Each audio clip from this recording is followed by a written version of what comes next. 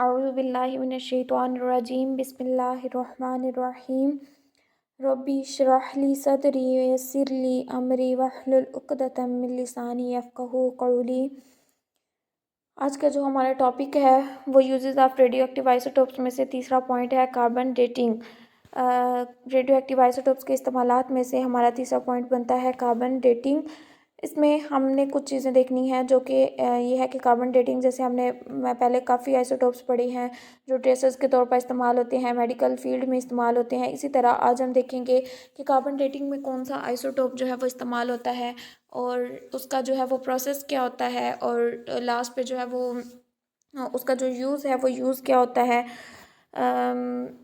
इसके बाद फोर्थ चीज़ जो है वो हम देखेंगे कि जो बाकी के रेडियो एक्टिव आइसोटोप्स हैं उनका यूज़ क्या होता है। तो सबसे पहले हम देखते हैं कि कार्बन डेटिंग जो है, कार्बन डेटिंग में जो आइसोटोप इस्तेमाल होता है उसका नाम है कार्बन 14। कार्बन 14 जो है वो हमारी एटमॉस्फेयर में बहुत कम मिकदार में, मामूली सी मिकदार में एटमॉस्फेयर में पाया जाता है और जो लाइव प्लांट्स होते हैं वो कार्बन डाइऑक्साइड को इनहेल करके सांस के ज़रिए जो है वो अंदर लेकर जाते हैं। कार्बन डाइऑक्साइड में ही C14 जो है वो मौजूद होता है जो पौधों के अंदर उनकी बॉडी में शामिल हो जाता है।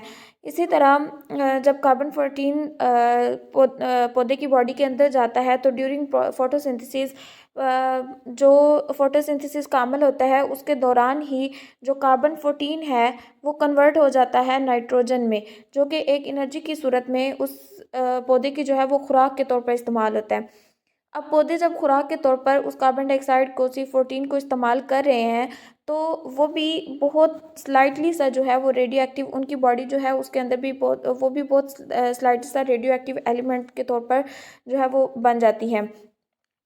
अब ये जो कार्बन 14 पौधे जो हैं वो खुराक के तौर पर इस्तेमाल कर रहे हैं तो पौधों से, प्लांट से ये जो खुराक है वो इसको एनिमल एज अ जो है वो फूड इस्तेमाल करते हैं, खुराक के तौर पर इसको इस्तेमाल करते हैं। तो जब उनकी प्लांट की बॉडी से वो एनिमल की बॉडी में ट्रांसफ़र होता है तो एनिमल्स भी स्लाइटली सा रेडियो एक्टिव, उनकी बॉडी भी स्लाइटली सा रेडियो एक्टिव के तौर पर बिहेव करती है। इसी तरह एनिमल से नेक्स्ट आगे जो है वो ह्यूमंस में, इंसानों में ये चीज़ एनिमल से ट्रांसफ़र होती है, मुंतकिल होती है। तो इसी तरीके से ये हमारा जो प्रोसेस है वो चलता रहता है। अब पौधों के अंदर जो वो C14 है उसका अमल कब तक जारी रहता है, कब तक वो प्रोसेस जो है वो चलता रहता है, जब तक उस पौधे की डेथ नहीं हो जाती तब तक कंटिन्यूसली ये प्रोसेस चलता रहता है। पौधे C14 को एब्जॉर्ब भी करते रहते हैं, उसको जज़ब भी करते रहते हैं खुराक के तौर पर, और उसमें जो डिके का प्रोसेस होता है, टूटने का जो अमल होता है C14 का, इस आइसोटोप का जो टूटने का अमल होता है वो भी जो है वो कंटिन्यूसली जारी रहता है। अब ये जो हम कह रहे हैं कि टूटने का अमल, C14 जो है वो टूट कर कन्वर्ट होता है नाइट्रोजन में, ये उसका डिकेइंग प्रोसेस है। नाइट्रोजन में कन्वर्ट होना, तब्दील होना, ये उसका डिकेइंग प्रोसेस है। तो ये वाला जो प्रोसेस है ये तब तक जारी रहता है जब तक वो पौधा ज़िंदा रहता है।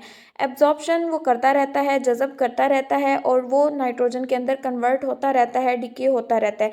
लेकिन जैसे ही उस पौधे की डेथ होती है तो एब्जॉर्प्शन वाला जो प्रोसेस होता है वो रुक जाता है। सिर्फ और सिर्फ जो है वो हमारे पास डिकेइंग प्रोसेस, उसके जो टूटने का अमल होता है, सिर्फ वो अमल जो है वो जारी रहता है।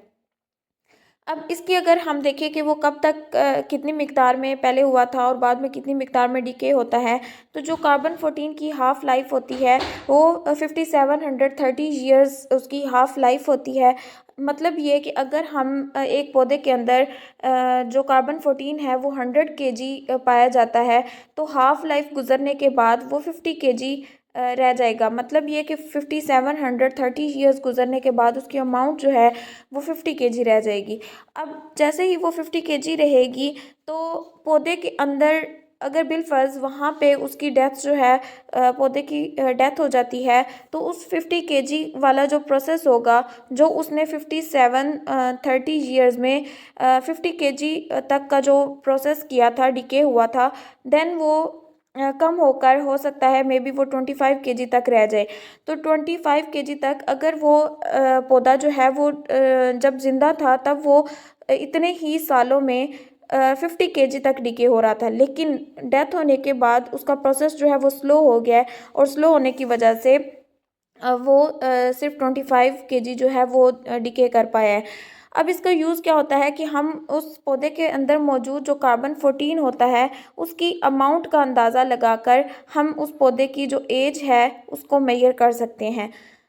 अब इसके बाद हमारा नेक्स्ट आता है कि जो बाकी के रेडियो आइसोटोप्स हैं वो कौन से आइसोटोप्स हैं और कहाँ पे इस्तेमाल होते हैं। बाकी के जो 2 रेडियो आइसोटोप्स हैं हमारे, एक K40 है और दूसरा आर्गॉन 40 है।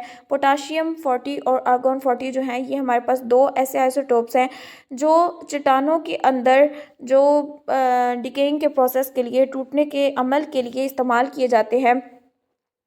और इसकी जो आर्गॉन 40 है इसकी जो हाफ़ लाइफ होती है वो 2.4 मल्टीप्लाई 10 की पावर 8 ईयर्स जो है वो होती है।